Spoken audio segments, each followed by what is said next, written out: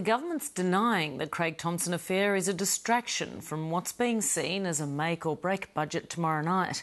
Details of more political sweeteners were leaked out today, even as the Treasurer attempts by what some measures will be the toughest budget in years. Political correspondent Tom Eagledon reports from Canberra.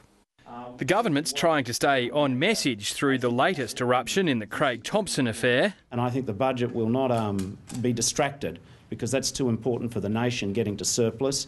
After missing so many other opportunities to turn around its political fortunes, Labor's got a lot riding on tomorrow night. Is this Labor's last chance? No, it's not Labor's last chance. The economy's doing very well, Australia's doing very well.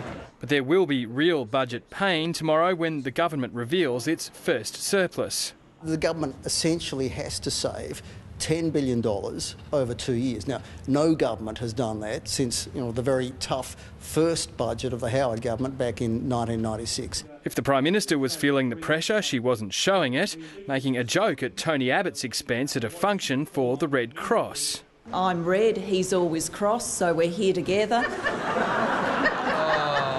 Had to do it, sorry. But the opposition leaders staying studiously on message, telling shadow ministers the budget's not going to stop the coalition's momentum. I think that more and more this is a government that looks like an alternative opposition. We, on the other hand, thanks to you, are looking more and more like the real government of this country. The Prime Minister held her own stage-managed pre-budget meeting. Well, a big day to come tomorrow. Yeah. The government's continuing to dribble out sweeteners. A lot of hard work. The latest, a direct payment to parents of school-aged children to help with education expenses. This is essentially disguised carbon tax compensation. It's yet another carbon tax bribe. A bit cool out here this morning.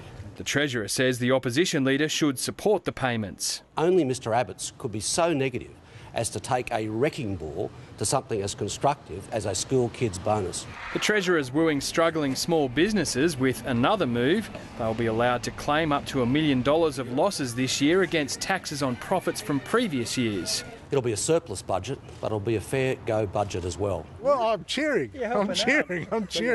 The opposition says it wants to see the detail before it supports the idea. This is like Groundhog Day. I mean, we go through this every year.